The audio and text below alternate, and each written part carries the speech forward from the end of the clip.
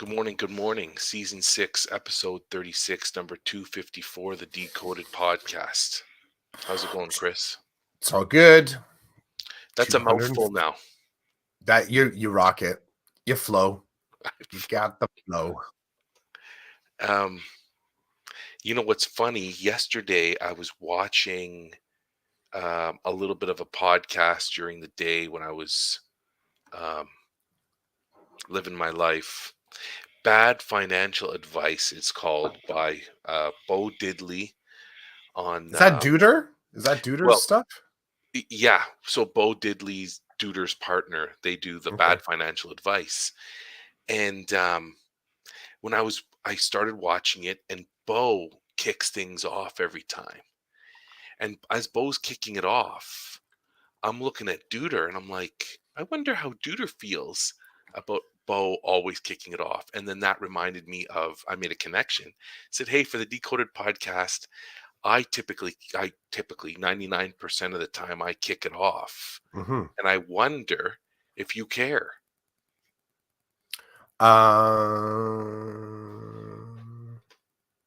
No, I care because it's smooth and you get right into the flow. I care because it triggers me into like it's fun.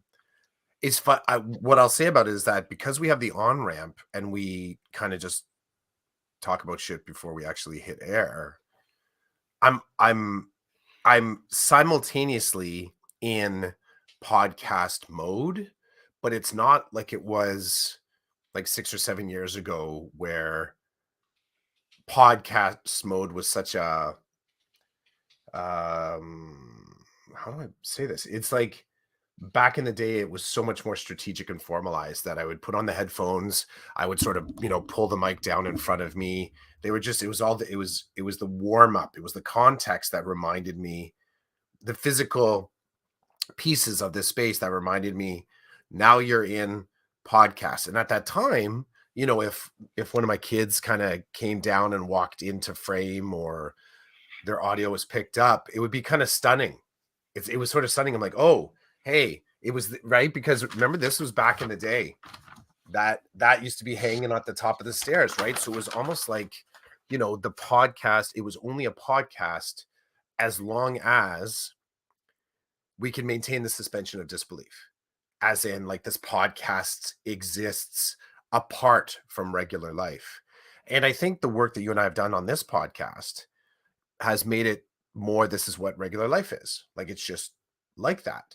I don't necessarily need all the queuing systems and the protective elements and, like, shh, quiet on set, quiet on set. Doesn't hit me anymore.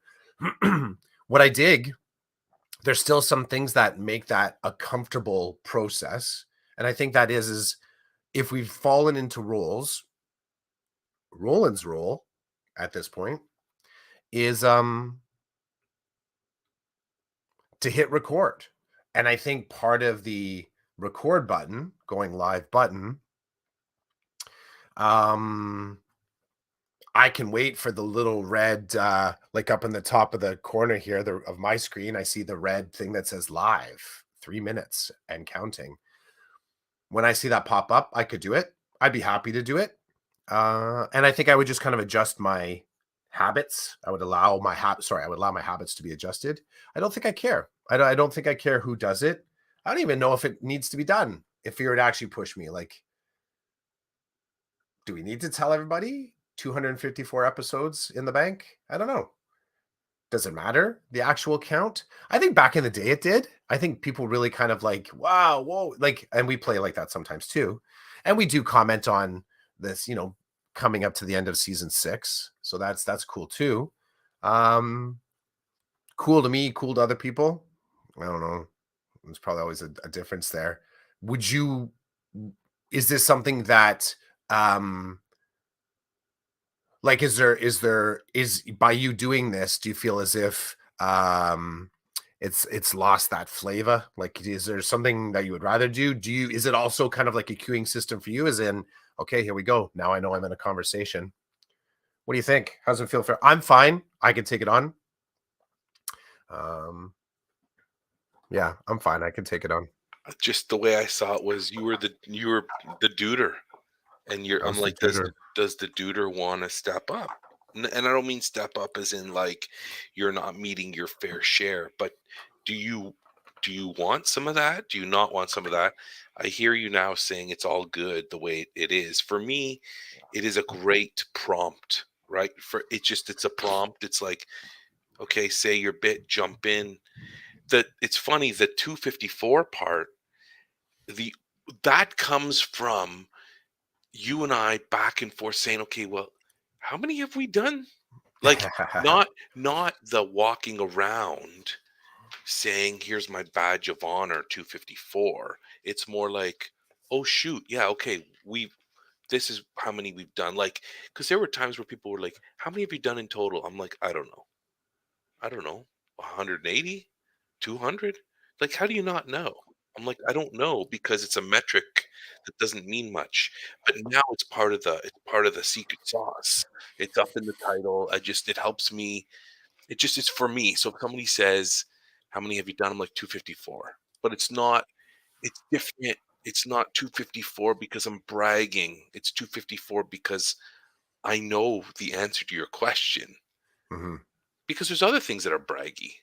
That's not one of them for me. I mhm, think so if I could drift a little bit here, I would say that you and I are not I shouldn't speak for you, but I'm gonna because I think as a collective, as the Decoded podcast, we don't walk around I don't think we don't walk around shoving this in people's face. I think if anything, I'm tired of watching people try to shove their podcasts in my face. I'm tired of the formula for podcasting the way it's become.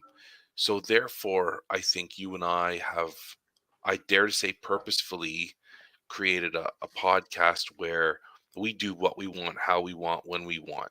And maybe some people see that as a rebellion. I just see it as it has to work for me and you at the end of the day. If it's not working, we're not going to do it. How many times in the last, well, I'm going to use the show season, 6 years, because I've known you longer than that, but there have been like you've straight up told me how you're going to roll on something with someone somewhere. You and I are at that place. We just say how it's going to be, or we say our bit and we move on. And I think as friends, we find ways to make things jive. I don't think you've ever done anything to me where I've like, I don't think I can be his friend anymore. We've not gotten to those spaces, but we've gotten into all kinds of spaces. Like I, season 6, episode 36, 254 kickstarts me. It made watching Bo and Duder do their thing. I thought, hey, Bo's always the one that introduces. I wonder, does Chris care that I do that? I mean, for me, it's part of my process. But if you were to say, you know what, I would really like to do that sometimes, I'd be like, awesome. Okay. Just like with the comments, when people, it was a few episodes ago, you jumped in, you read the comment, and I thought, if that's what Chris wants to do, Chris should be able to do that.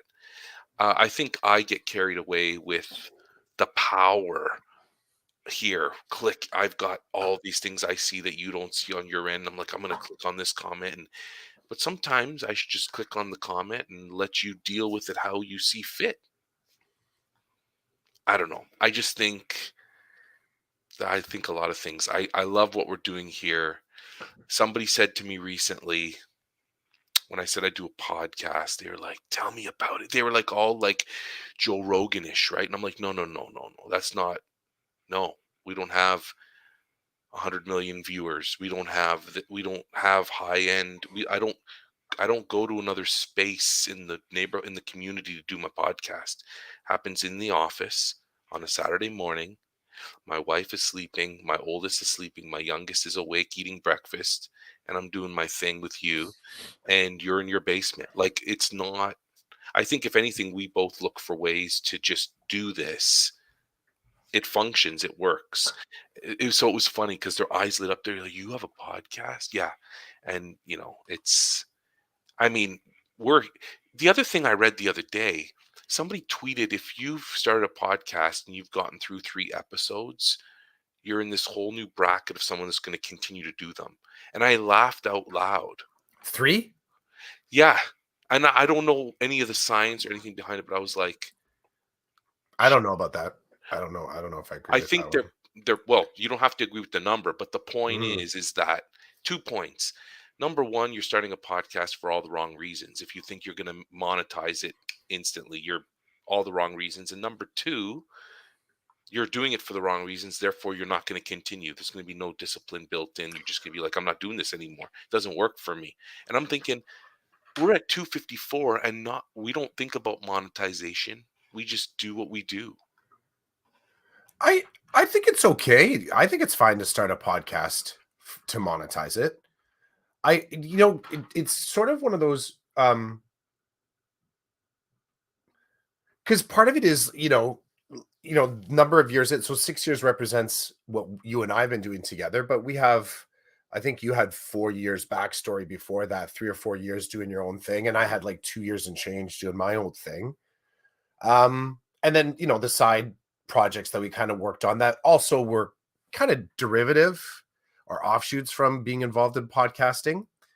So as far as the body of work goes, like we've spent time developing the craft, let's say.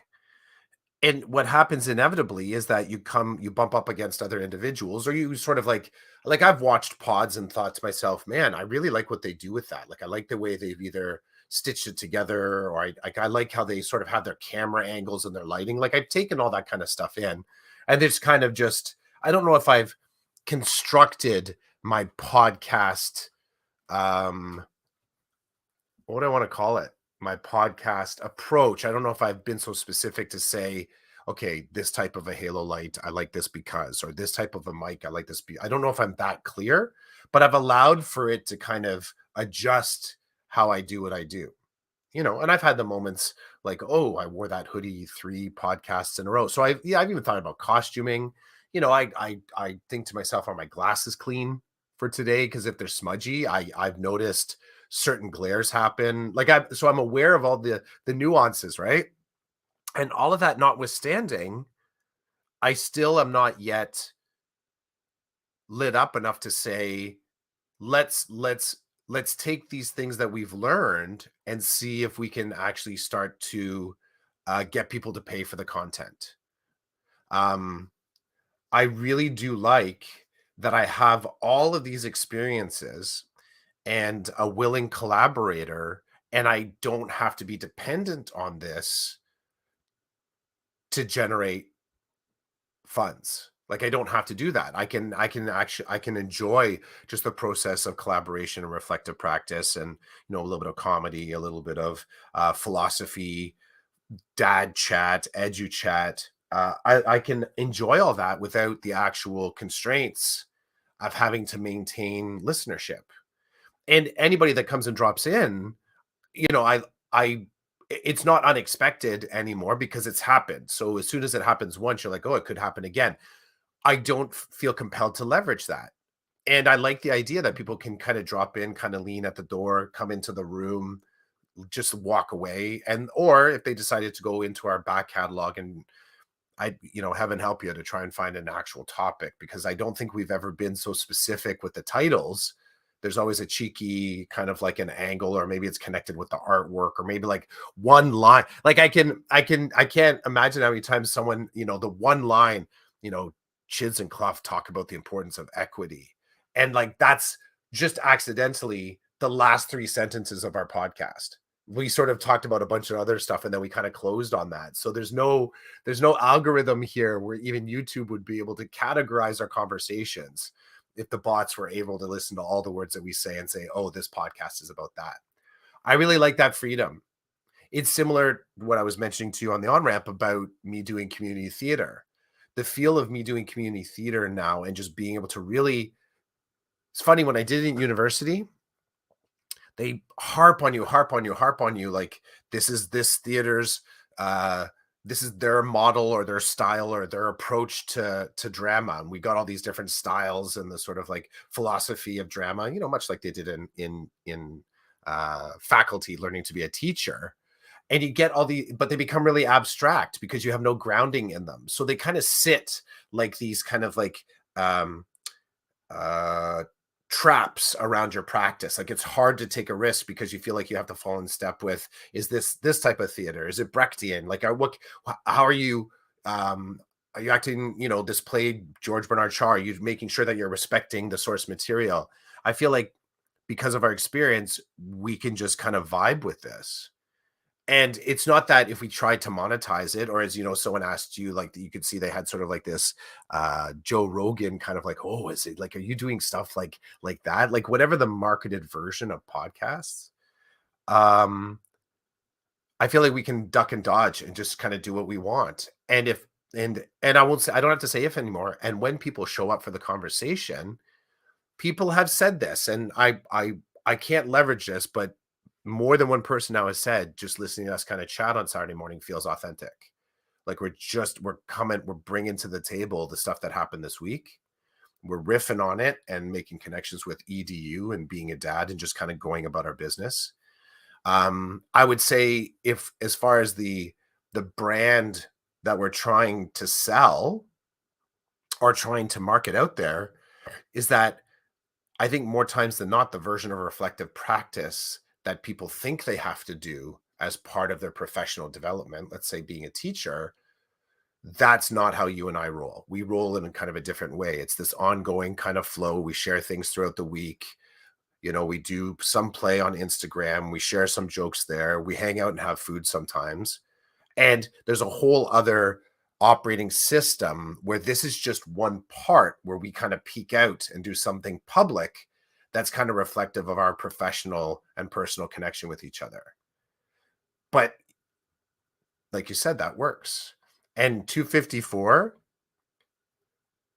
I I sort of think where my brain goes is just entirely mathematical. Like I see 254 as an episodic measurement of what we've done, actually then makes me wonder, how many hours does that translate to?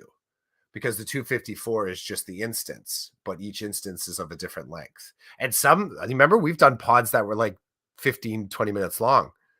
We spend all of and it was in as much, we spent too much time in the on-ramp and we had stuff to do on the Saturday. And it's like, you want to drop in for a bit? Like, yeah, sure, let's do 15 minutes.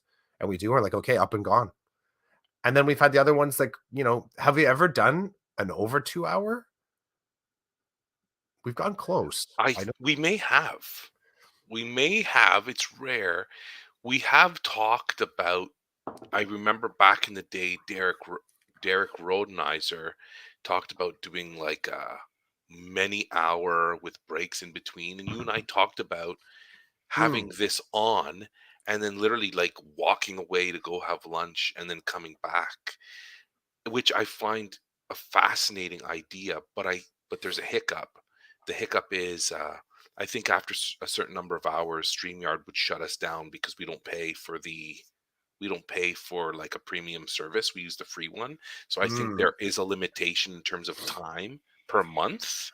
So we could blow our whole month's worth by doing something like that. Um, anyway, that's a tech, and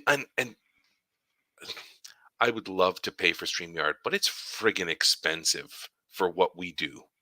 Really, it is. Like, if I did this more, like if this was my way of connecting with people and communicating with people all the time, okay.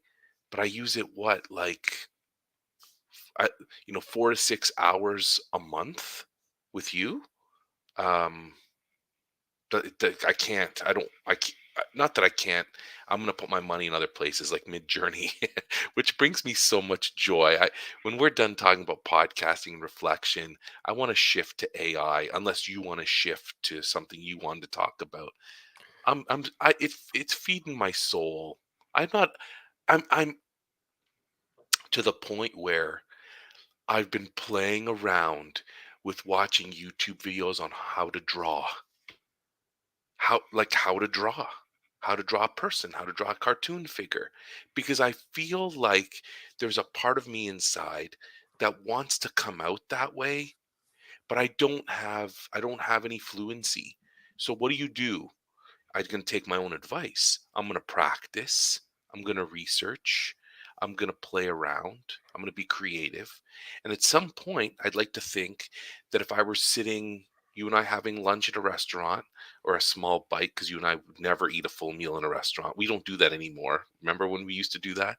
But I could take out a piece of paper and I could draw you like a figure and joke with you that that would be my NFT project, right? Like that's how I don't have the natural ability, but I can learn. Just like I've taught my students for how many years, you can learn. It takes practice and it takes discipline and it takes time. So then that means other things, you have to let go of other things. You can't have it all. But I've started to do stuff like that because of AI art prompting. Anyway, do you want to go with what do you want to go? Do you want to say your do you want to jump in and do your thing? Um, yeah, sure. And I don't think I'm Have to if you don't want to. yeah. It's I get it. Our whole team is volunteers, right? So that includes the hosts. Um, I think, yeah, I think where I wanted to go before. You may not want to go there. Like, Well, it's I don't know if I don't want to go there. I don't know. I think I need to kind of like maybe talk sideways and come back around to it. So, I wanted to just land back in my classroom for a minute. So the whole wrapping up of the school year is, I start early. I've mentioned this before. I start early. I start bringing some stuff home and kind of getting it. It's the reverse. It's the reverse of what I do coming in. So I'm trying to get to as blank a slate as possible, just to kind of be able to see bits that I've all the bits that I've accumulated. Like, where did these markers come from? Like, what? A whole pack of batteries? Why did I buy another pack of batteries? Like the stuff that gets hidden under the layers. So I'm really enjoying right now.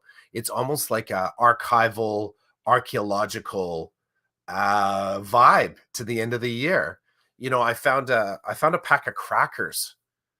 I found a pack of crackers in the bottom of a drawer, and I don't remember putting that pack of crackers there. Like some of the, like I really tried to remember, like the premium plus, those little, it's like the single pack. I think there's 2 or 3 crackers in it. I don't eat those. Like I just don't. I don't buy them. It it's like being out in the backyard, and all of a sudden, I'm playing in the garden. I find a peanut, just like 2 inches down in the dirt. I'm like, I'm not planting peanuts, but there's some squirrel did that. I mean, I've done the research. Squirrels do that. That's how, they hide their stuff away, and then they forget where they've left it. So somebody left crackers in one of my filing cabinets. And I kind of have this moment of like, when I can't process and remember it, I have this moment where I think to myself, like, is someone messing with me? Like, is this, because I do that to people. Like I will, there was one year where a colleague, I had this, I took a headshot of myself and I printed out a sheet of like 24 of them. So each one was only like a 2 inch little headshot. And I kept on putting it in their stuff. Like, I don't know at your school, uh, the school that you're at, if you notice, like there's sometimes the plexiglass pieces of plastic on mounted to the wall, and sometimes in behind it it's fire code or um, lockdown procedures, something. It's like, and you're like, okay, that's meant to stay in the room capacity. So I would get my screwdriver and remove that, and then put my pictures in behind it, and then screw it back on the wall. And this particular teacher I do this to, they didn't have their own tools, so it was kind of funny because they were constantly borrowing my tools. So they would have to say, hey, you got to stop doing this. Like, I don't think it's, but I thought it was kind of funny. And I put googly eyes on staff members' stuff. I think I mentioned that before. I like doing that. So, I've created these sort of like these finds in other people's spaces. So when I find crackers, I'm like, okay, someone's messing with me. And then I'm like, okay, I'm going to try and find a pattern here. Like, okay, I bet you someone else has left another Easter egg for me to find. So just that moment that I'm in right now of kind of finding stuff that I will say seemed really important when I brought it into the classroom, and then it kind of disappeared, and I'm only finding it now as I'm sort of putting stuff into crates. And I sent you the photo of the 5 kind of boxy things and bags that I was taking home. Uh, I'm enjoying that, like markers, pens. There was an equity resource. It's funny, this equity resource, I have 3 different versions of it. 2 of them are in color, and I think, like, I probably have a 4th one somewhere in all my paperwork. So that closing up of the year, I'm imagining that other teachers are in that similar mode. The thing that triggers that, of course, is you hit June. It can be the other thing that triggers it is your students. You're just like, man, like they're just ready for the school year to be done. It can happen when you start to talk about next year planning. And all of a sudden you're like, oh my gosh, I have to be of split consciousness here. So I have to start talking about the grade 9 day that happens for some people at the end of August or the beginning of September. Uh, so getting caught between these artifacts of the next and the artifacts of the past. And I'm sitting there and I'm like, where the hell did these crackers come from? But I'm having this cracker moment. I'm digging it. I'm digging it. The cracker moment. Yeah, the cracker moment. Hmm. And I do wonder, like, like the actual triggering mechanisms for this are, I would imagine, are very different for you, right? Because you're mobile, like your actual, I can remember when you're first kind of doing this work, I was like, your car becomes kind of like your mobile office. And then you have branch offices that you can kind of land at. And the space that you're at, Bosco, like you got your space that you can be there. But I also remember the story of like, hey, where's my space? Where am I supposed to be to answer a phone? Like how do I locate myself if I'm not in the car? How can people locate me? And I can remember some of your conversations. I think where you at like one of the board office is, and here's a table that you can use, chids, and then you come back the next time and you find out it's the snack table, or the doors at the not the branch office, like the board office, that you're like, hey, I wonder what's there, what's behind that door in my new space. Are you in shutting down mode? Are you sort of starting to go through any binders or through any paperwork, and it's not just a matter of this being active state tools? You're like, yeah, I have to put that into a file folder, and that needs to go into a box, and that box needs to be in this space? Or is that still forthcoming for you? So the beautiful thing about my job is I have a binder. I have a binder where I keep my referrals that come digitally, but I print them off because I like to make notes on the paper when I'm meeting with somebody. I have a binder of paper. That's all I have that follows me around in terms of like real life tangible. Everything else is digital, and I thank the good Lord above for my digital note taking daily because um it's pretty awesome to have, like, if my boss says, hey, can you please share your notes with me? Yeah, sure, here's the link. um or if somebody says, hey, when was the last time you met with this student, let me just crack open the laptop and I can tell you where I met, what time, all that good stuff, right? So no, I don't have anything. I have a binder. um and I have some business cards, which is kind of cool. Binder, some business cards, but that's it, bro. Like, I got nothing else. That's tangible. Like, I see you bringing all this stuff home. I don't have that. All my stuff's in the basement, in the back room. I okay, in terms of shutdown, the other day my principal and I met, and my principal said to me as we were leaving our meeting, she said, you should really start thinking about when your last day out in the field is gonna be. And I was like, "My last day in the field?" She was like, "Yeah, like, is it the 22nd or the 23rd? The last Friday, like the Friday before the last week of school." And I was like, "Okay, I need to think about this." Like, and not only do I need to think about it, I need to inform. I need to, when I meet with my students, I need to say, "Hey, by the way, this is going to be my last day with you, or my last week with you." and I need to tell the administrators and everybody that works on the team that belongs with that student. I need to let them know. Even when I was telling my wife last night, she's like, "Your last day?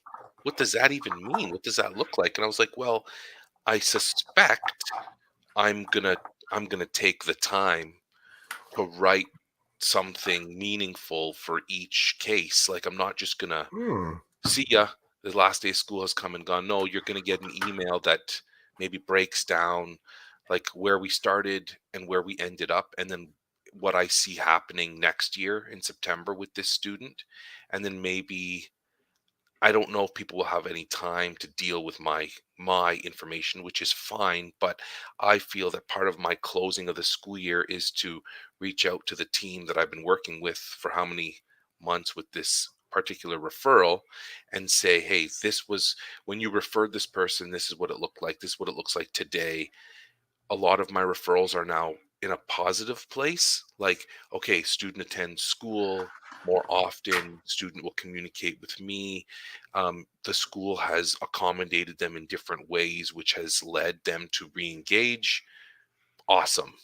This is what I'm thinking we do next year in terms of a monitoring to start the school year off. And then I step away completely because I'm going to get new referrals. Or, hey, we got this referral and nothing's worked. And so in September, I see myself jumping back in as a person who created a relationship with the student. And let's start leaning on that harder to kind of try to move them in the right direction again. So, or try to get them moving in the right direction, period. Yeah, yeah, I see that. I feel that. Like I feel like I it's not just okay, today's my last day with you, see you next year. It's like I feel as a professional I should notify the teams I'm working with of my perspective of what happened when we started, where we at today, how do I see a transition to next year, and then obviously trying to be as open as I can to suggestions. And then that also includes reaching out to the new people. So for example, the grade 8s I work with are going to grade 9. So I think I should reach out to guidance and admin at the grade 9 school and say, "Hey, I've been working with this student for this many months. They're either in a good place or not in a good place as they're starting grade 9, and just so you know, I'm going to be in and out of the building um, when things kickstart because I'm connected to them and I want to make sure that they have a familiar face. I can lean on that with them to try to get them to go to your school." So yeah, shutting things down with some people, opening things up with others, and updating everybody and trying to be as transparent as possible. Because I think sometimes feel like I don't communicate enough. I feel like I communicate way too much, but I think it's better to. And every case is different. Every case is different. So yeah, that's my shutdown. That's what it's looking like this year. It looks different than last year because last year I was part of a team. I was part of a team. My team's gone. I don't have a team. So um, yeah, I'm by myself. So really cool thing I heard on a podcast this morning that I was watching, listening to. It was really cool. Um, it was Jocko Willink was talking about the books he's written, former Navy SEAL commander, and he was talking about uh, discipline, being extremely disciplined and also being extremely creative, and how those two things work together. And it was funny because he was talking about when you have a protocol for everything. The good thing about that is you can always lean on those things. If you don't understand something, you're not sure where to start or where to end, you can lean on those, but they can take away some of your creativity. And then the opposite is when you don't have any processes or protocols, you're constantly like putting out fires or trying different things, but you never nail anything down. And he's like, and I was making connections to my work because, as you know, this year there have been opportunity for me and my principal to create protocols and to create just a, a a tad of a framework for me so that I'm within a perimeter, an acceptable one. But even within those perimeters, I have to be creative. And I one of the things I was thinking to myself this morning as I was listening to this podcast and connecting it to my life right now is that when I have to leave this work, I'm I'd like to think that I'll be grateful and appreciative of the opportunity to have been more creative than I've ever been in my entire career, uh, in trying to solve problems, think critically, in a sensitive manner, and this has helped me, I think, become a better man, if you want to use that term, by learning to be more open with who I am, my feelings, my emotions, my upbringing, how they bump up against the people I work with, and then how I've become more empathetic and compassionate with the people I work with. And then how to stand up to people who are like trying to step on me to get me to do something. It's like, hey, get your boot off my head. That's not cool. Um, I'm in the shit here with this kid. Back off for a little bit so I can kind of help them get out of it and then I can step out of it too. And then I'm happy to like move on. But I'm learning a ton of things, and it's like part of that is because there is no protocol, and then building protocol is important. But I like the idea of building a framework because then within that framework, I can still function on the fly, mobile, as you know. This last week, I I sent you a couple of messages in the middle of a what I thought was a kind of a difficult situation where I was meeting with a student who clearly at one point decided he was done meeting with me.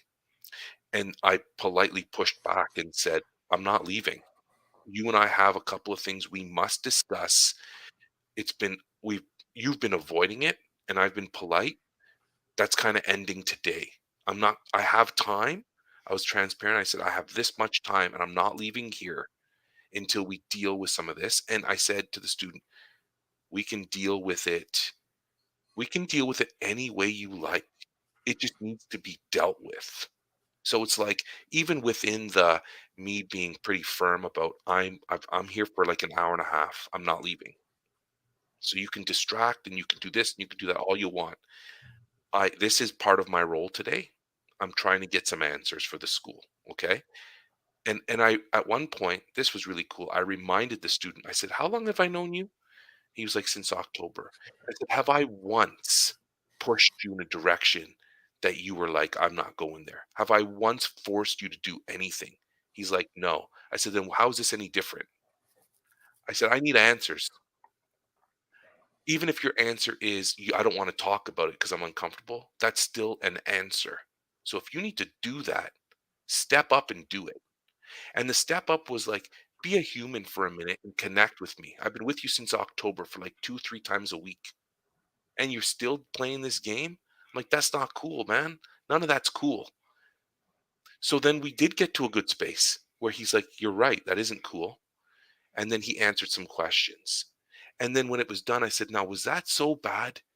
You answered my questions that I'm trying to help the school navigate because believe it or not, as you sit in that house and don't do any schoolwork, there's an army of people at the school who actually care.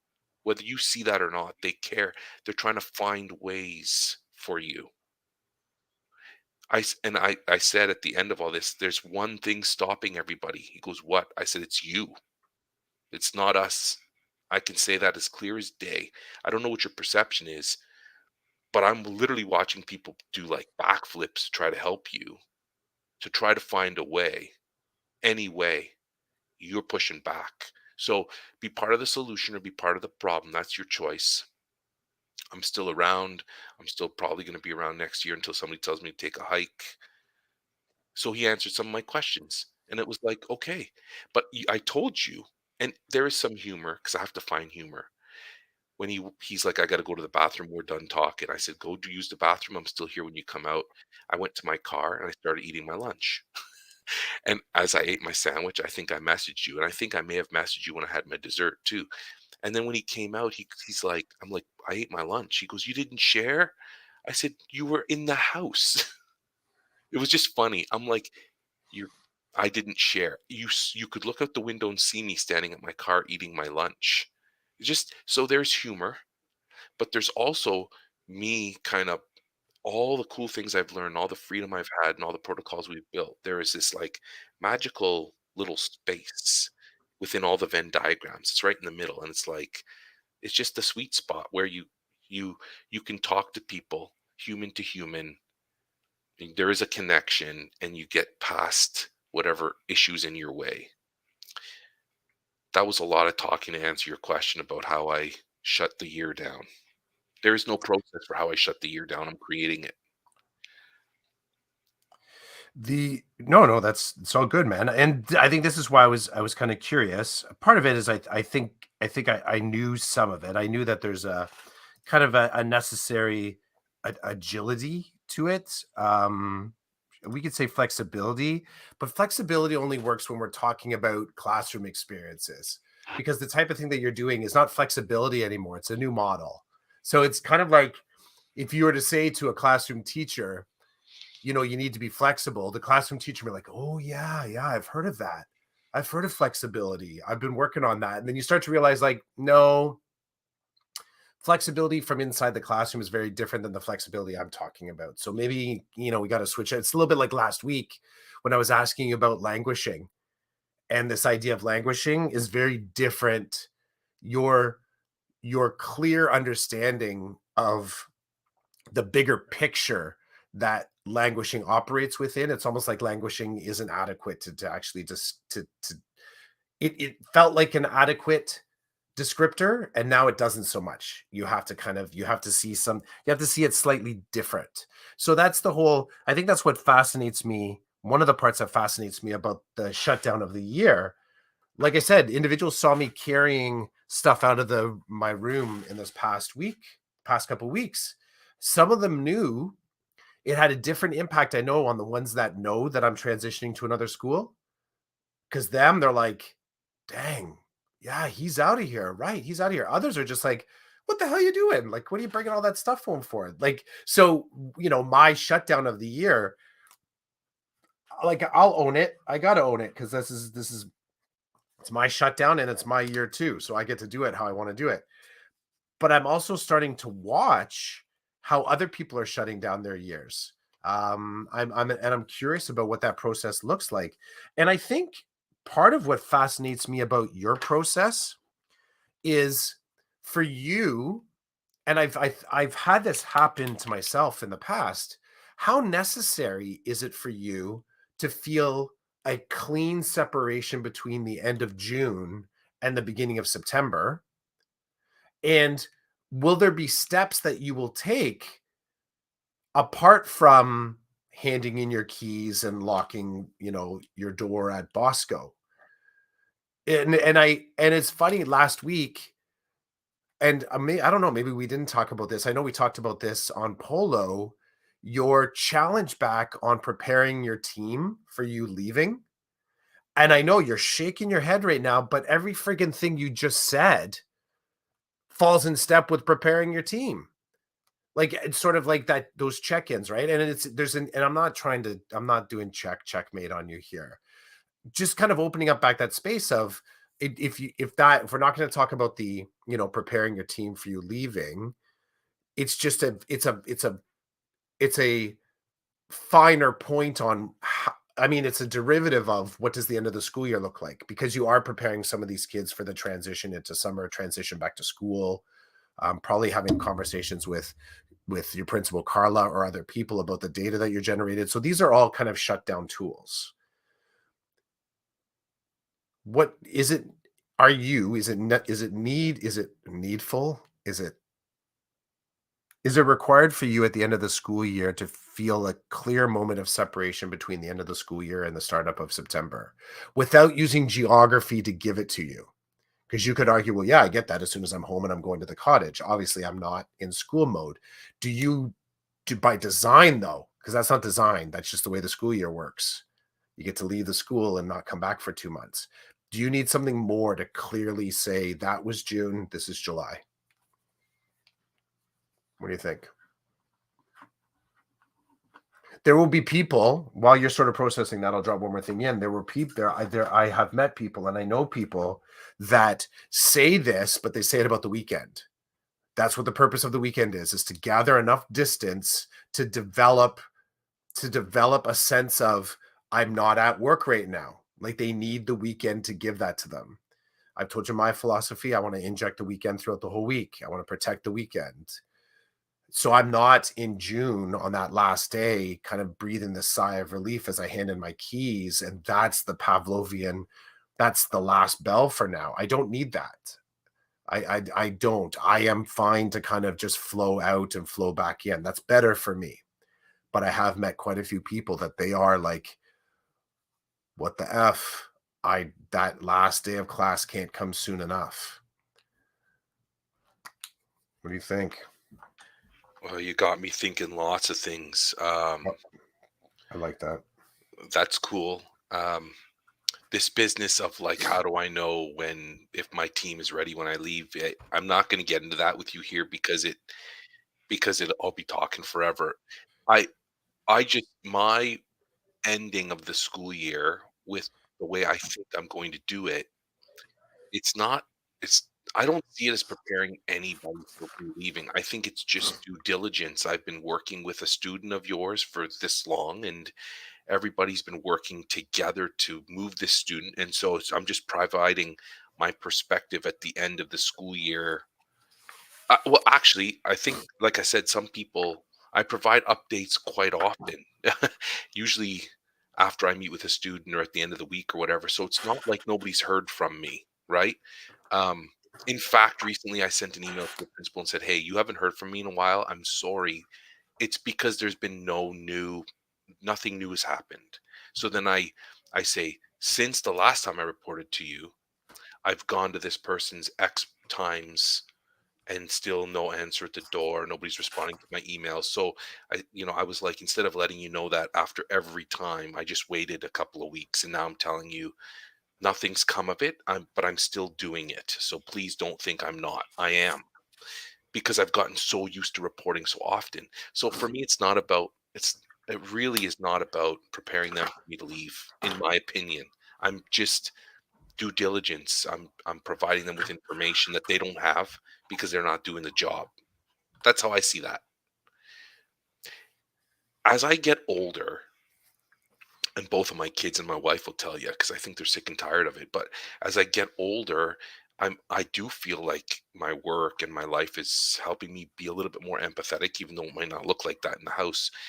I am doing my best to live in the moments as they come. So much so that it's annoying. So yesterday my son says to me, he's got this thing on his finger and he says, "Do you think it's cancer?" And I was like, "I don't think it's cancer." "Well, what if it's cancer?" I'm like, "Well, if it's cancer, everybody's got to go at some time. Your time will come too." And then he just looks at me like I'm nuts. And I'm like, "Yeah, I know. I just boiled down like years The of reasoning and discussion." existential. Yeah, yeah. Oh my I'm like, god. I everybody's end love it. I is love right. it. So, like, if that's your end, it's your end. And I think I was just not in the conversation. So he tells his mom later on, and she's like, "Why'd you say that to him?" I'm like, "Hun, it was just everybody's gonna go." And she's like, "Yeah, but having." Okay, here's a great example of where I've landed. Okay, Everybody's got to go sometime, son. so Oh my god, I love it so much. One of the reasons, so you're tripping me here because one of the mistakes I often make is answering the question that's being asked, even if it's rhetorical. Even if it's rhetorical, I answer it. I think it's something about my brain. There's a very, for some questions, everything doesn't travel down the same highway for me. There are some highways from brain to mouth, from ear to brain to mouth that are like, dude, they're like micrometers long. And then there's other ones that are kilometers long. And it takes me a while to process. And I sort of step back and I breathe. But often some questions, they just go like, those trains that like those promised high-speed trains that can travel along a magnetic field and they're super fast. It travels like that, light speed. And I find myself answering the question. And then I look at the person that I just answered the question and they're like, what the hell? Like that's their either by look or by their words are like, what the hell? I'm like, oh, yeah, processing time might have made that a little bit more comfortable. So, and I thought that was the cringe level. But you kind of took it one step further and you're like, I'm going to answer it, but I'm going to give you a philosophical, I'm going to give you a philosophical abstract rationale here that may be useful at some point, but it, you know, obviously the kid's like, damn, dad just went like out there on me. And if it comes back to you as like a, hey, we need to have a feedback circle on this from your spouse, like that's awesome. That's awesome because you could still argue the philosophical righteousness of yourself and sort of like just keep digging into it. Like, no, this is a truth. And they're like, yeah, but sharing that truth, like, what the hell? I love this. This cracks. This is awesome. So as he and I are talking, he says to me, because I have this thing on my lip, this like little bump, and I remember when I told my doctor about it, he's like, okay, let's get it checked out. We need to see if it's cancer or whatever. So I told the family, and they were all like, oh my God, dad's going to die of cancer. And I was like, whoa, whoa, whoa. Um, I hold on here. We don't even know what it is. So like, and then I say that why do I want to worry twice? Uh, If they yep. tell me it's cancer, then okay, I might have, I probably, like most people, would feel like, oh my God, I have cancer, but I can't sit in that space forever. What's the So work? What's the work we right, got to do what's the now? work? Yep. What needs to be done? How do I educate myself? So People generally don't flow with that though, chids. I know, but it's I taken me a exist. long time to learn that. Of course, and dude, I'm gonna give you the air high five here, but I also have to like, as a dad, right? That you know eventually that your spiritual and philosophical growth is yours alone, and you know it how far you've come when that's not just a thought that helps you deal with the tough shit. Like and I get that. That's the great thing about a philosophical operating system is that you feel yourself just kind of navigating those waters and like you got comfort and you've got like long range view and you're like you don't get hijacked by it. That's all the stuff that happens internally. But you realize there's another ninja level to it. And we've talked about this is like what does it look like to support others in their philosophical growth too? And you realize that it's different worlds because I operate the exact same way. I will answer that question like I don't when the question of what if is asked to me, my brain, the slow part says, yes, that what if question is an expression of anxiety. Like I mean from the other person. It's an expression of anxiety. They may be a little upset. They may be seeking, but seeking clarity that they might not be at the stage yet. Like their natural instinct is to clarity and comfort. But right now, I think they're just like they're stubbing their toe. They're in that full just like what the hell moment. And so I come in with something like, well, yeah, everyone has their time, and if it is actually something I have to deal with, or I might even go so far as to say when it, not if, because if again is that abstract, when makes it specific, as in you accepted the possibility that something could be there that has to be dealt with, then I will seek professional support. I will take medication. It could make me sicker before I'm better. And by the time you get through like this checklist that you're sort of formulating on the spot, that's entirely the result of your philosophical vitamins and growth. The person's looking at you like you're a monster. Like, like how, what, what? No, I'm still at the point of like, what if? I love this. I love this. So he says to me, when you had that thing on your lip and we were all worried about you, you weren't worried. And I said, I didn't want to worry at that point because I didn't know what it was. I didn't know what was happening. And I said to him, there's a lot of times in life where I do worry about things. And then after I'm like, wow, I spent a lot of time worrying about that. Mm, And I said to my son, when you do that for 46 years, yeah. I'm like, I'm just tired now of that. I'm tired of worrying. And I said to him, because he's like, you're so flippant. I'm like, I'm sorry that it looks flippant to you. I'm not trying to be flippant. I'm trying to be measured in my thinking because I want to think about other things. Like I said to him, if we did find out that that thing on your finger was cancer, I said I'd be very concerned because then that's where my operating system might not work because it's you, it's not me. So what can I, and then, and my business of talking about what can I do, what's in my control, that might go out the window for a little bit because you're my son, I care about you very much. So that emotion might override anything and everything I've learned about philosophy and about how to live a life where I said to him, I'm just every day trying to live in a way that like I'm not anxious and I'm functioning like so two things. And then I want to share a couple of comments Gary made. The first thing was I want to go back for a second to um this idea that as I get older, I become a little bit softer. I would like to think. So last weekend, my oldest and I went and we did this really cool thing in Toronto. We went to the Stranger Things experience. He's a big fan of Stranger Things, so it was really cool for him to geek out in that way, to nerd out, which is really awesome. I really encouraged it. I was like, "Dude, you need to nerd out on this stuff, right?" So when it was done, where I'm like, okay, it's a long drive home, you need to use the bathroom. So when he goes in to use the bathroom, the two security people at the front that let us in, they were like, so what was your favorite part? And I'm like, you know what? I got to tell you, it was pretty cool. I thought it was a fun experience, but my favorite part really was watching my son enjoy himself so much as he got wrapped into the experience and everything. And it was funny because these two security people are like, early 20s. They're looking at me like I'm an old fogey, and and they're like, they looked at each other and then they looked at me. They're like, "That's deep." And it was funny because I'm like, "Okay, it might be deep to you.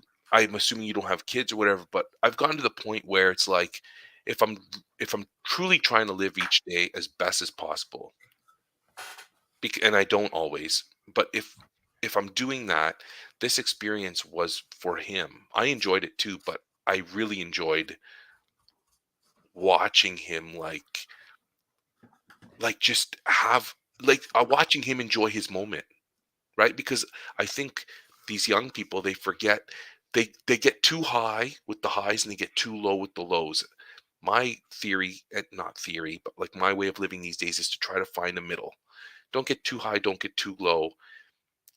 Because try to learn to regulate, enjoy moments, but don't take so much enjoyment that it's gonna screw you for a week after. Like that's not, I don't like that, but to each their own. So I was watching him in the moment and I was trying, without being a dick, because it was his day. I was like, "Did you see how much fun you had? Like you were in the moment. You weren't thinking about this, you weren't thinking about that. You were just taking in what was in front of you." I'm like, "I believe that's a recipe to live a good life when you're in the moments and you're milking them for what they're worth, because then you have like so when we left, I was like my moment was being with you, being with my son, and listening to you talk about as we were going through the experience, making connections to the show and this and that. And it's like, it was really cool for me to see my kid do that. So that's the first thing. The second thing was, shoot, it was about my youngest, but it's gone now. But like this idea, oh, it had to do with like, yeah, they see me as you're just being flippant. You show no emotion. I'm like, no. Oh, I remembered. So yesterday, at one point with my youngest, I was not doing well. I was, I guess I was struggling with my own thoughts and opinions. And my son said to me at one point, he's like, "Are you angry with me?"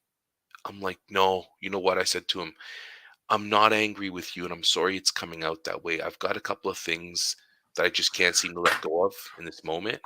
And it's causing me to become, I do feel angry. Um, I do feel like I'm being like quick tempered and I'm taking it out on you, with you, because you're in front of me right now." And then I said to him, "I'm sorry about that." And he said, "Okay, can you not do this and that when you feel that way?" I said, "I'm going to work on it." And then I said to him, when that was done, I said, "Do you see what just happened there?" I'm like, "You brought something to my attention that maybe I couldn't see. And then I could see it because I was aware. And then I started to shift and explain to you what I was feeling." I'm like, this is all that's good because I guess Roland from 10 to 15 years ago would have just lost his mind and it would have taken me a day or two to figure it out. which then, you harm all these people that are in your path. This way, I'm like, in 10 minutes, you brought something to my attention by asking me a simple question, which it's not your responsibility to do that, but I do appreciate it because it helped bring awareness. And then I was able to move forward. So I said to him, that is what I'm learning about now. So I did not deny my feelings. I actually embraced them after I became a little bit more aware of the impact that it was having on him. And then said to him, I'm angry. And this is why I'm angry. And it had nothing to do with him. I was just working it through. I said, I'm angry. And I don't want to be angry like that all the time. But sometimes it happens. And thanks for helping me work it through. You say to the 12-year-old, um, who shouldn't be dealing with stuff like that. But I think the example at the end of it, the learning that could come from it is, okay, dad's not a psycho. Dad is learning how to actually be I'm going to call it again, being a man. What does it mean to be a man? I've been hearing that a lot lately. And this month is Men's Health Month. And it's like, to me, what it means to be a man is to be a well-rounded human, um, who can do things and learn things and be normal and show emotion and learn how to deal with them in good ways. There are lots of stereotypes around men, right? And we have stereotypes around women and children and all that too. But I really feel like the package that I got was this how to be a man package, I think has caused me and my family a lot of heartache over the years. So I'm like unlearning and relearning what it means to be a man and how I can model that for other people so we don't have stunted individuals with respect to their like mental health and emotions and stuff. Yeah, you've been insightful for me in this past week, just in our conversations, talking about the importance of sitting with those emotions and not, because I'm a pack it down kind of a guy, but not, sorry, pack it down. No, not pack it down, pack it away. Like I can put on the shelf, compartmentalize, compartmentalize. Um, I sort of, started to explore that a little bit this week. I've explored it frequently, but this week it came up in reference to um you talking about the importance of staying there. And as you, it's funny, some of the stories what I love is like when there's like a switcheroo in your story, because I learn a lot from that.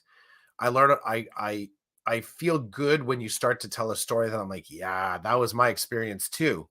And then you introduce this sort of pivot point, and I'm like, oh, that's right, there's a pivot point there. But my brain still wants to pursue the plot line that I figured you're going to go with. And then you do one of the forks that you took, though, was the reminder to your kid that this particular moment that was creating an emotional state is that once you accept the emotional state is you, it's not happening outside of you, it is you. And to push it outside of you, as I would do, put it on a box, label it, I'll come back to it later. The numbers of those boxes, like when you say as far as the potential harm that has caused within your relationships, maybe within your family, like those boxes I still haven't unpacked. They're there, and I feel like I have this sense of success by just now admitting and seeing that there's issues that I still need to work through. But the idea that you would sit there and unpack it, I'm at the unpacking stage because I still put it on the shelf, but admitting that I need to unpack it and take it down and kind of review the game tape. That is an insight that I gained from you sharing stories with me this week. And as you and I have mentioned, that's the work, right? That is the work of like philosophy is shit unless you're actually trying to use it for something, right? There's no point. Like, and what's his face? Stutz made it clear. These are tools, and they're necessary tools to use on the daily if they're useful to you. And if they're not, he doesn't say don't use tools. He just says don't use these tools, but find other tools. And I think it's a I mean, there's nothing where I'm going to say that I'm impressed with you sort of developing this, because it's like I've been watching you do push-ups for 6 years now developing your craft in this direction. So to feel like you have better stamina or better strength or better technique, it makes sense because you've been working on it. And I think that's a really important part that, like our podcast, is that suddenly we have this body of work, it seems, except if you sort of accept the fact that we've just been in an extended conversation for 254 episodes, you kind of go, okay, now it makes sense. Take the next step. And I feel like in the past year, I've witnessed you take a lot of first steps, but also because I was there for the first, I now see how you've made it to your 10th. And that's really cool. And that's a real measure of your capacity to share just in general, to open up a peak, but also your ability to articulate your learning and its effect on the family, right? That's a little bit of insight that, takes some bravery and risk to sort of say, and I think this is how this is actually affecting people around me now. To be even able to notice that means that you have a comfort zone with some of the tools, because now you can offer up some of your noticing to see, like, how is this affecting my son? How is this affecting my other son? How is this affecting my spouse? How is this affecting my relationships? Because again, we can have the best philosophy ever, but we know the what the hell moment when we try and express it to someone that's just not in the same, they're not reading the same books. So I'm happy for you, dude. Happy for you. Thanks, I appreciate that. You and I have been the cool thing about chatting with you daily, multiple times a day, is just getting to see, how you roll. I mean, you've done a lot of learning as well, Mhm. and the rubber meets the road when you apply the things that you're learning. Not, it's worthless unless there's some kind of application, because then you test it out and you see, does this work for me? Does this not work for me? So, Benny, the Stoic Padawan on Twitter, asked a question recently. One of his tweets was a question. And I can't remember the question, but my answer was, and I talked to you about this week. What, oh, like basically, what are the tests for me to see whether I'm moving in the right direction or not? And the answer was when I get really good news and when I get really bad news. Love that. I love that. That was revelatory. Just and not surprising. I'm like, simple, of course. Like that's what I loved about it too, is how useful that is, because anybody could use that as a litmus for where they're at. It was a what's the word? Elegant, a very simple and elegant way to access reflective practice. So sorry, I jumped in by It's just okay. I told you that when you Yeah. shared it, I was like, damn, like that's a good way to do it. Well, those are for me, those are the highs and the lows that could cause me major difficulty. So with the lows, you know, I I've discovered that I really want to hate and I really want to complain and I really want destruction when I get a low. But that's no way to live, because the lows are never going to go away. There's always going to be a low.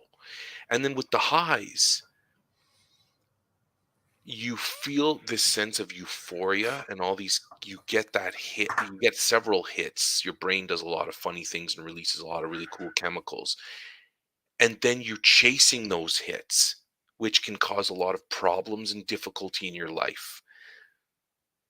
So for me, if I'm hit with a high, I soak in the moment and I try to realize and I try to learn this is just one moment in time, and time is made up of these a billion moments, right?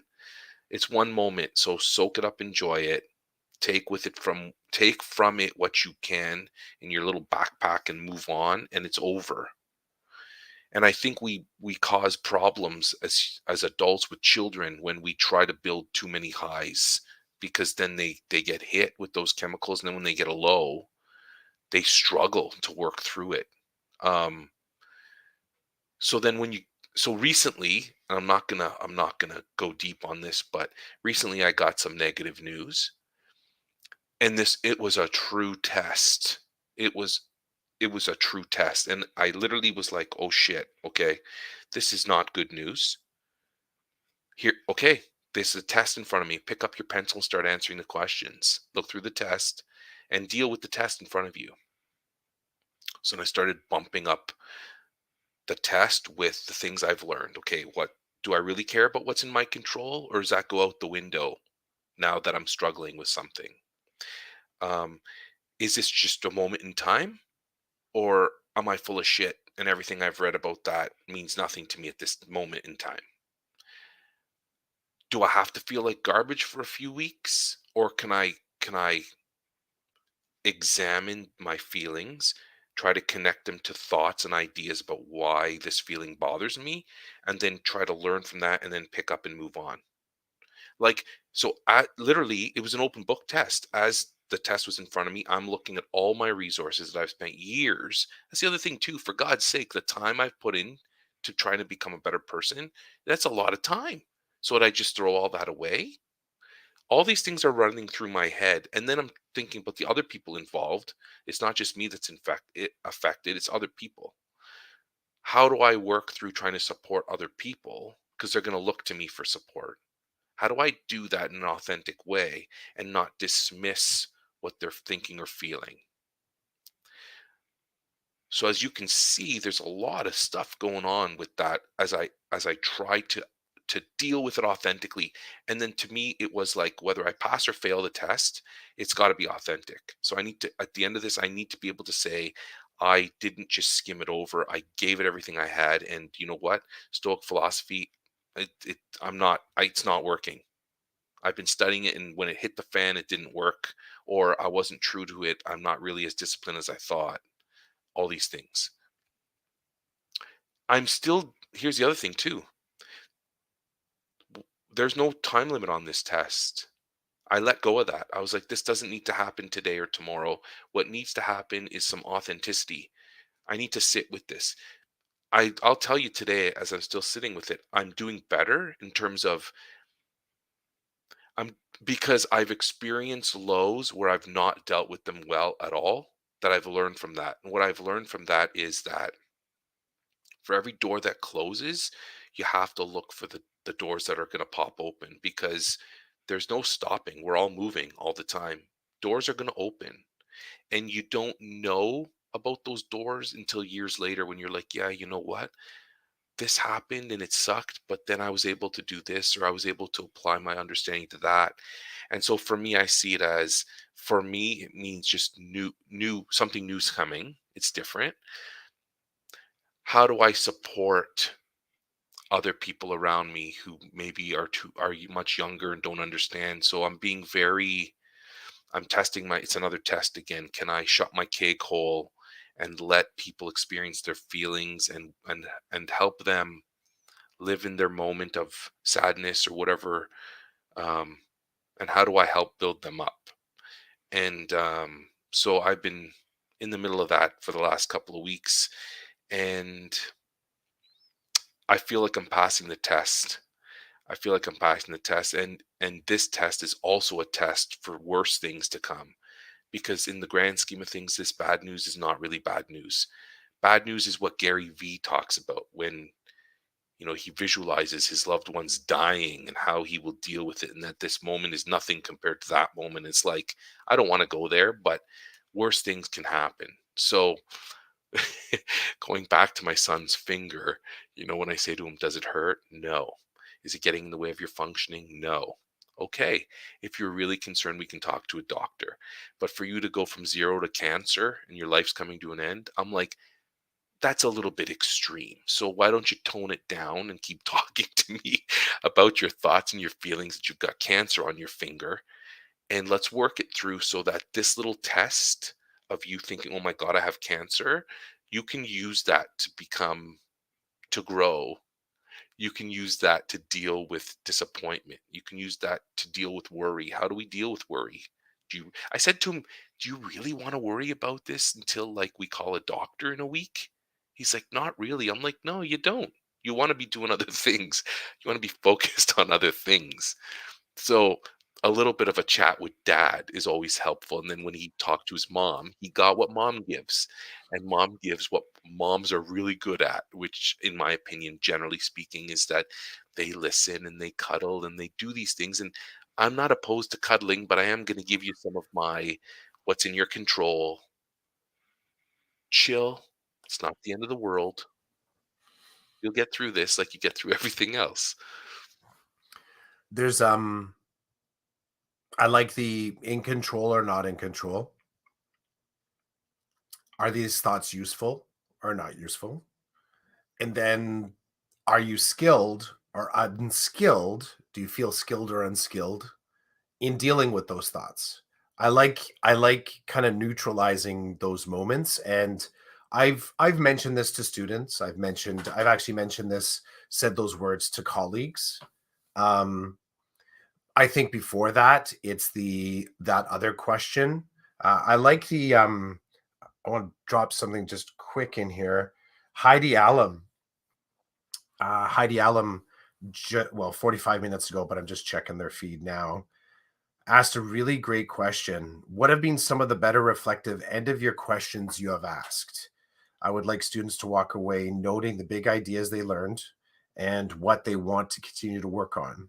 Heidi has some ideas, but is crowdsourcing Twitter right now. I really, I like that. Just, I think that that's a good question to pose as a question. She asked a really great question that could be a really great reflective question for students. What have been some of the better reflective end of year questions you've asked? Like put that right to the students. Have you asked questions of yourself, of your teacher, of your learning, of your artifacts, of the classroom?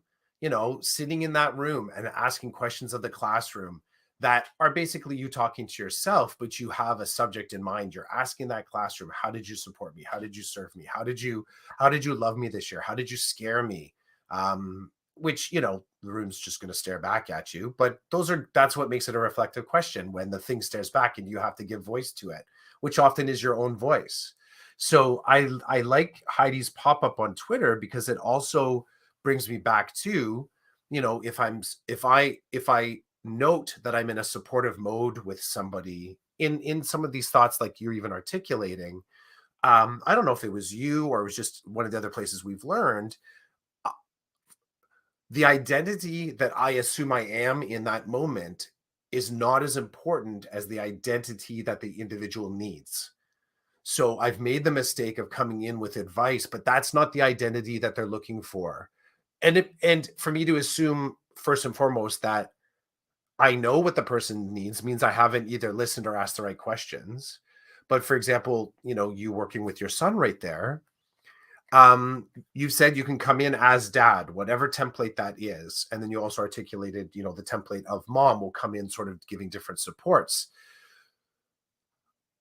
If I've tried to make that less abstract in my world so I that I can be satisfied that I'm being skilled, right? So I can be skilled. So I know that I'm contributing and not taking from the moment, that I'm not sort of just flexing my learning, that I'm actually providing in an accessible way to my experience for the person in front of me.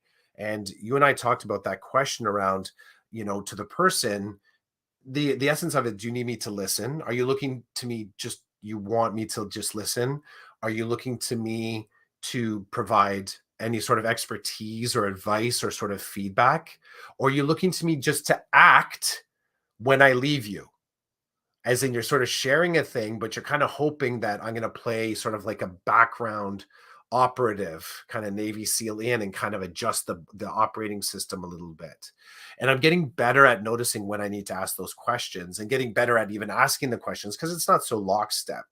But paying attention to that has been really useful to me. And, you know, Heidi, you know, props to you, Heidi, for just in time delivery of a cool Twitter post. But I think that's useful thinking. I think that's skilled thinking um, in those moments where you are the one with the other person. You just don't know what version of the one you are. Right? It's a multiverse of possibilities.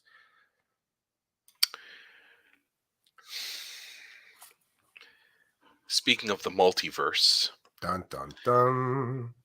big shout out to Gary, Okay. who's living somewhere out in Web 3, 4, 5.0. Geez, it's Gary, that high already? it's getting there. It's I there. mean, Okay. it's there. Gary's been in and out. So Gary, thank you for being patient as Chris and I have been doing our thing on the Decoded podcast. So Gary's going to help us travel back in time to Here we go. remember what we were talking about. That's the sound effect. Was that okay? Did that sound okay on your end? It did not as good Okay. as the one time you and I were jumping into some type of podcast thing with Stephen Hurley on Voice Ed Radio, and you were the aliens. Remember the alien Oh, sound? that's back in Clank days, right? That Clank, was oh clank. Yeah, Clank hasn't been here for a while. You got to go into back catalog, my friends, in order to sort of understand what Clank is, but it's just the nickname. It's the AKA for a previous laptop that I had. And So Clank's spirit does live in that basement. it does. Clank lives on. Well, you look at it like this is like 200% Clank. Look at this space, eh? Hasn't changed in forever. Before we hit Gary, I just because this applies. Duder's here. Welcome, Duder. Duder says, "Yo, made the time travel segment." Nice. Yes, right on. Looks like Okay, Duder's changed up their avatar. I don't remember the that bandaged duck with the laser eyeballs. I like it. Duder's going to be proud of me when I say, Duder, that's your PLP, right? Did I get that right? So Duder talks about this on his podcast with Bo, the reason why he shifted from the alien to the duck. Um, I would break the internet trying to explain it, so I'm not going to, but this is what Duder looks like right now. Looks good. In real life, Duder's got a sweet mustache, bro. Okay. Like Tom Selleck style, in my opinion. But anyway, I'm gonna lurk. I'm gonna lurk and I'm gonna do some crawling on the web, see if I can get a photo of Duder. oh, PFP. That's what it's called. That's his PFP. Okay. Okay. Gary. Gary says, when you work to when you work to close down the year and change schools, do you ever think about what you leave behind? Gary's killing me.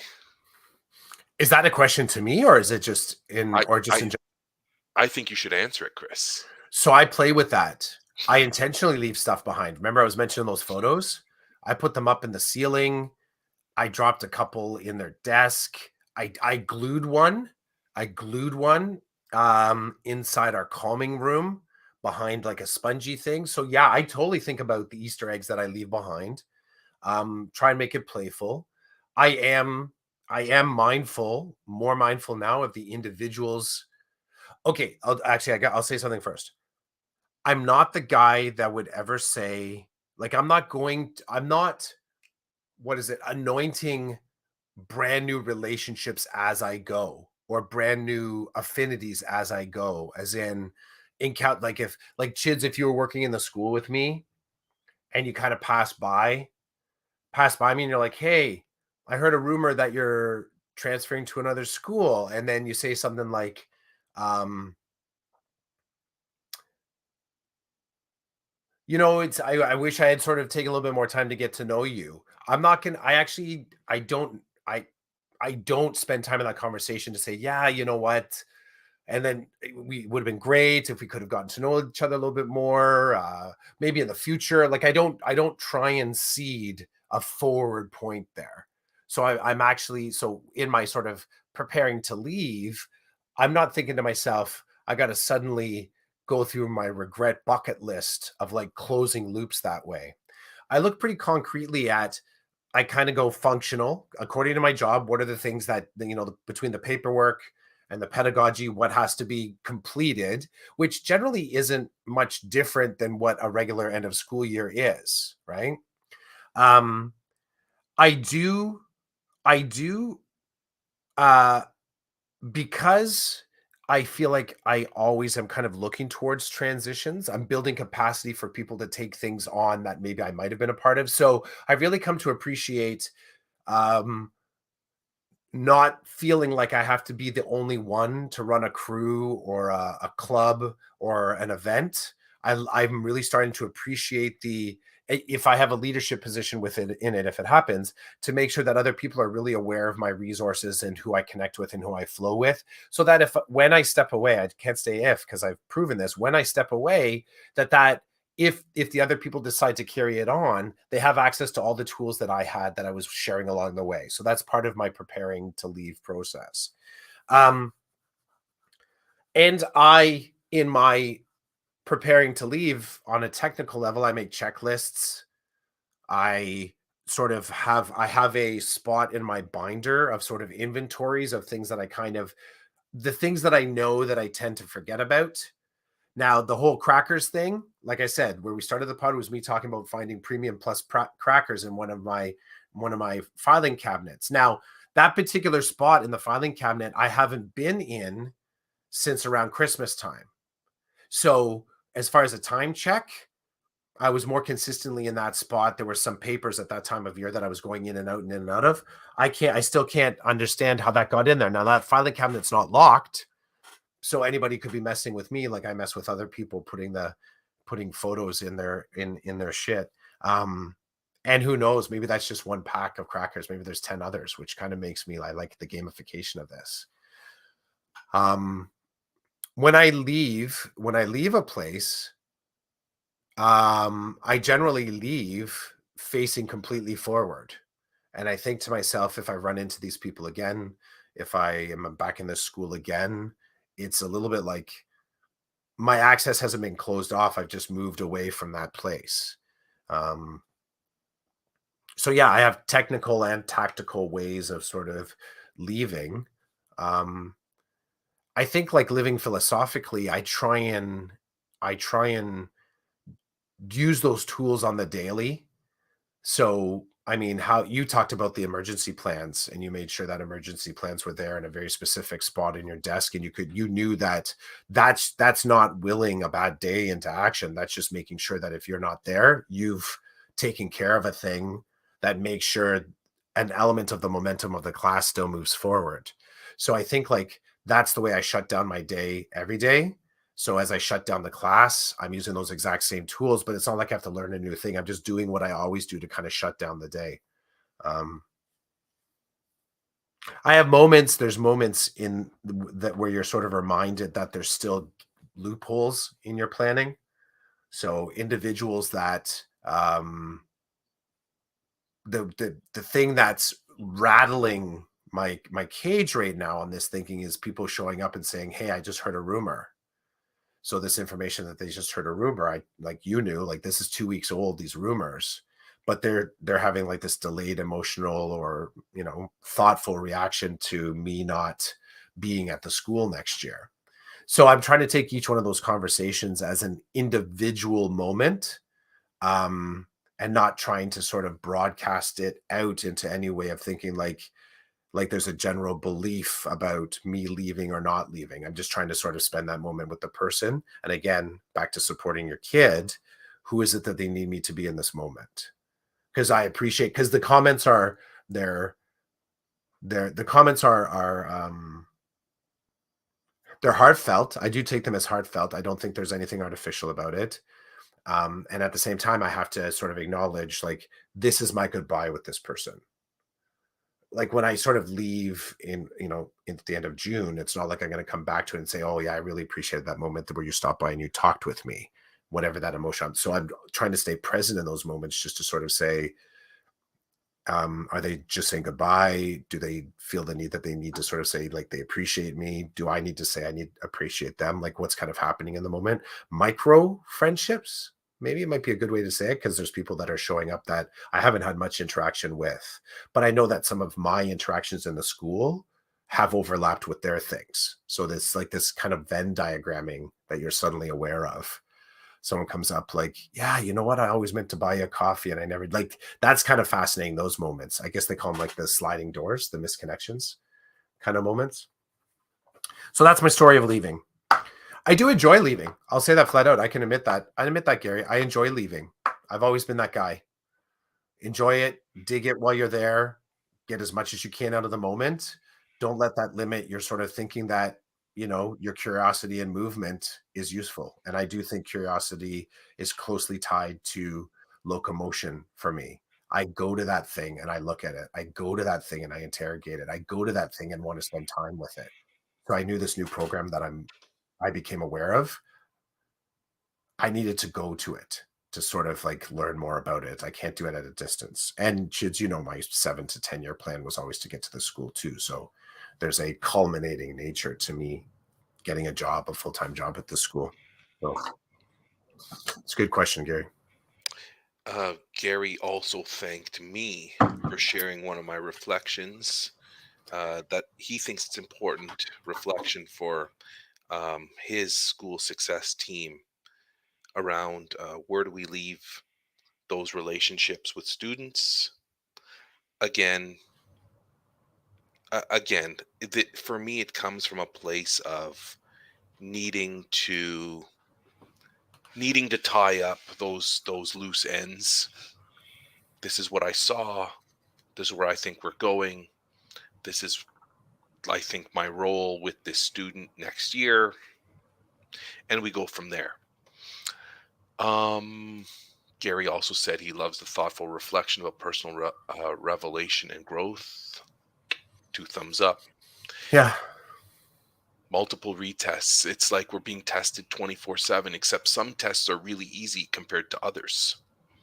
Some tests are really easy. Some tests seem to be, for me, easier to swallow than others. There's a cautionary note in that though. Say it. Because the moment that it's easy, it's still question to ask, what makes this easy?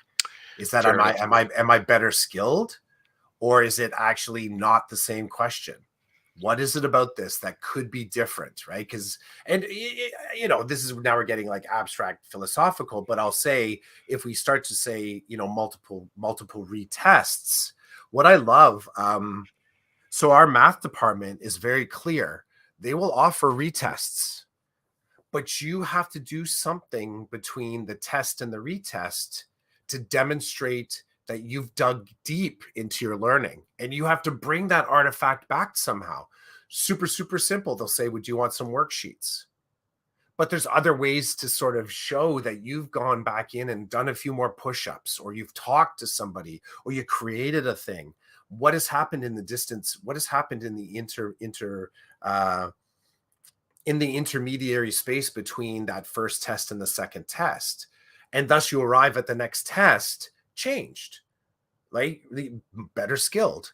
So in doing that, if we're respecting that process of test to retest, looking for the opportunities between to learn differently. Because if you were to argue that you thought you were prepared for the test in the first place and the results were not what you wanted, then don't do the same preparation. You do have to take some risk and prepare in a different way. Talk to a different person, approach your studying, your work ethic, your sort of like thinking in a different way. Get a little scared.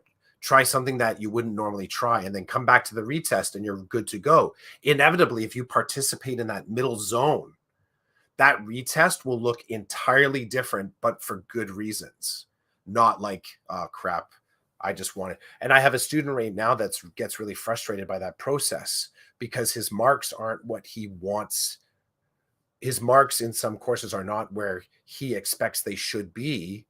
And he wants to use the retest he wants to access a retest without actually doing any in middle work. And the math department has been said, no, you come for some sessions and we're going to like do some push-ups together. You're going to go through some of these questions. We're going to watch how you approach it. We're going to watch how you sort of attack the questions here. And he's like, can't I just do the retest? And they're like, nope. And then he comes to me and he's upset. He goes, they won't let me do the retest. I'm like, nope. They did say you could do the retest, but there's a necessary cost here. You have to grow in between. You have to learn in between. You have to do some homework in between. And I put it to the kids' parents are like, absolutely, give them a detention. I'm like, no, we want willing participants in this process. Otherwise, that's my process they're doing. They have to know it for their process. They have to know what it means to give up a lunch or to give up some video game time. Like they have to see how that effort carved out of their personal time results in an outcome that makes them happy. It's the standing back thinking, why bother would I do that when I could just get a retest? that makes it really simple for them not to grow because they're not stretching towards it, right? They're not sort of like pushing themselves towards it. So yeah, as long as you arrive at that retest with a sense of what even what could be difficult about that retest, then I feel like you're working in the right direction. And I would argue the exact same thing for professional growth, for reflective practice, or even philosophical learning. There has to be action between moments of learning. Something has to be action, and it can't all be internal. I think it has to manifest some way. You have to produce something based on that. That is a great point. That reminded me of a chat I had with my son last weekend when we were driving to Toronto. He was asking me questions about teaching the AQ course that I'm currently in. And because I was saying something like, when we get home tonight, I need to assess some of the stuff that the participants have handed in. And so he was digging a little bit deeper. He's like, what's it like to work with adults? What's it and it was funny because basically we landed on my philosophy of teaching adults, which is I'm looking to give them credit for their work and their understanding. So I'm not looking to penalize, like I'm looking in a pod, like, because he's like, well, what if they I'm like, I'm looking for what they did. And then he gets to, because right now he's very high, he's in grade 11. So everything is, it seems like everything's punitive in high school in a weird kind of way. He's like, what happens if, they get their work back and they don't like your assessment? I said, if they don't like my assessment, then we're going to talk about it, and then I will provide them with another opportunity to be assessed if that is what they want. Um, I said, though, I work very hard to provide them with feedback based on expectations that were set in front of them and a rubric that tells them exactly what they're being, how they're going to be assessed. So I'm like, those two things aren't changing. What will change is what you can take from my feedback and see if you can apply it coming back in. And we didn't get to the middle, that which is what I feel you just talked about. The middle, what's between the two buns. But my son was like, "You're going to let them try again?" I'm like, "Yeah, why? Why would you do that?" I said, "Because theoretically they're here to learn. Theoretically they're here to apply the things they take from this course and implement them in a classroom with kids just like you. So I imagine these people teaching you, and how do I want them to teach you? Right? Like I want to also model for them what to do with students that may struggle the first, second, third time around. You don't just give up. A lot of people want to because it's more work not to. So he's even saying to me, he's like, that's more work for you. I'm like, what's the purpose here is for these people to learn something positive and take it with them so they can help you be better. That's for me the goal of all this. So it was really cool to like, it was awesome. It was a test. He's like, why do you do this? Why do you take so much time to mark their work? Why do you give them all that feedback? They're not going to do anything with it. I'm like, oh, this is interesting, right? Like there were layers around what learning is and how learning happens. And he says to me, you always want me to do things right the first time, blah, blah, blah. I'm like, you do your best the first time around. You look at expectations, you pay attention to things like this so that you're not wasting your time. You have some guidance. Sadly, not everybody does that. Even I was complaining to my wife about some of the assignments I got. It's like nobody read anything. They read the last section of this paragraph and they're like, here you go, I handed it in. And I'm looking, I'm like, but you didn't do anything. You just gave me a bunch of words on a piece of paper. That's not worth anything. I'm looking for good stuff. I'm not finding anything good com- connected to the course. Anyway, it was lots, man. This is why we could do like a 15-hour podcast if we want, Mhm, because we keep mhm, twisting and entering into different places. And your thing about the tests, I agree. It's so for me, it's like how do I deal with every moment? So if I go downstairs to get my running shoes on, I can't find them. I could lose my mind, or I can be like, I'll just find another pair of shoes. I'll find something else to put on my feet to go into the garage and do whatever. I'm not going to lose my shit over that.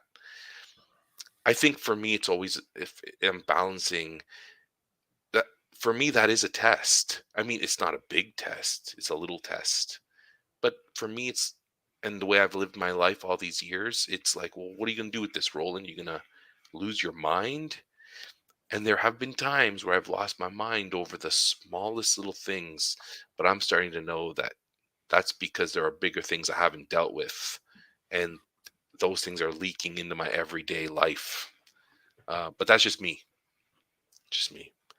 Um, It's truth. Duder just said he made it for the time travel segment, and PFP. I don't know what it stands for, but that's what that picture is. And Duder's still proud of me. So, Nice. and Duder's from Ohio, and I'm wearing a Michigan shirt. Michigan and Ohio, they don't do well together. So Mm, I'm happy that Duder and I can still be digital buddies, even though I support Michigan and he lives in Ohio. And he told me he's not a big football dude, but still, he may just represent Ohio because he lives there. I don't know. fair enough. Fair enough. Is it that time, Chris? Sure. You okay to Yeah, yeah. it's a cracker. Premium plus. Premium, baby. Not just Decoded premium, snacks. Premium, premium baby. plus. Yeah, premium plus. Decoded snacks. We'll get there. Decoded snacks. That's a Yeah. whole new line of stuff we can create. Yep. They're crummy. That could be our t-shirt. Kind I'm of sure like the someone's, hosts. yeah, someone's already sort of taken that, I'm sure. All right. Another Saturday in the bag. That you got it, bros. This was season 6, episode 36, number 254. In case anybody cares. Flex. Hey, thanks to Gary and to Duder for checking us out and leaving some comments. Mm-hmm. And for anybody else who jumped in, thanks for checking it out. We're going to let Gary have the last word. You want to read it, Chris? Okay, Gary. Gary says, the reason I enjoy your conversation is because it can be thought-provoking in unsuspecting ways. We're full of zingers and gotchas. Yep. Zingers and gotchas. That's Gary's way of justifying the time he just spent listening to two dudes just have a chat. For sure. My hope, one thing I'll say on this, my hope is that, like, at some point, like, I'd love to meet Gary. Hey, maybe Gary comes out for a Foodapalooza one time. Gary's localish for you, right? Yeah, He's local. he Yeah. is. Yeah. So open invite, Gary. And Chids, I don't know. We can brief him on the book club for men and, you know, that sort of like the Foodapalooza and the other stuff that's kind of popped out of that dude group we're a part of. But I also hope, like, I hope at some point, like, that what we're sharing here gives access to conversations with Gary, because that's the loop, right? It's somehow to come back and say, hey, that thing you were talking about on the pod. And that's cool. Like, I don't know if any of my colleagues currently listen to this thing that we're doing. And admittedly, more times than not, it's kind of people more in your neck of the woods that are kind of popping in, which is fantastic. But I think of the way I would look at that too is like every time someone kind of popped in on the weekend and kind of mentioned a thing, I'd be down with. You've actually talked about this, I think, in a previous episode. I know for me, I'd be down with like extending that conversation because I like looping back like that. I think you mentioned at some point like there was a part of you back in the day. I don't know if this still like. Maybe not. Maybe I'm thinking about me. Did you ever mention that you sort of like like to keep it in the pod, or you like to follow up outside? We had some discussion around that. I know for me, it happens so rarely. And when I was asked about it, it was almost like accusatory, like, hey, like, really? You're talking about EDU all the time?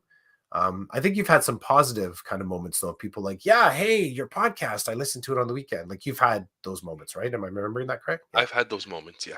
Yeah, cool. So I'm hoping like at some point, Gary, would love that you're popping in here on the weekend. But I hope too, like I hope for anyone that hears this that they're sort of like if they ever run into me, it's like I'm happy to continue the conversation. Like because there's other bits that don't make it in. And there's also like contributing on the text box isn't the same as like being person to person. So best wishes with those conversations. Yeah, Gary's got it definitely in there. So best wishes with those conversations. And that I love infectious reflective practice. I do. If you're doing the work, in between to dig into your own learning and you're not just dependent on the other to kind of like light up your thinking all the time. Um, best wishes to you, Gary, as you wrap up your school year, and dude or two, not wrapping up your school year. Best wishes to you as we get closest to summer, if that's a transition point. And I like this conversation. It's a premium plus conversation. I will say that Gary would fit in wonderfully, stereotypically, with the book club for men Hmm. and the Foodapalooza group. Yeah, Gary probably knows many of the Waterloo guys that are connected as well. So yeah, no, uh, it would be great if Gary could come out sometime. Um, that's something we can look into as Yep, we move forward. So again, I did promise Gary would have the last word. So before I hit end broadcast, do it. I'm gonna just leave that there. Thanks, Gary. Nice. Peace, yo. Peace.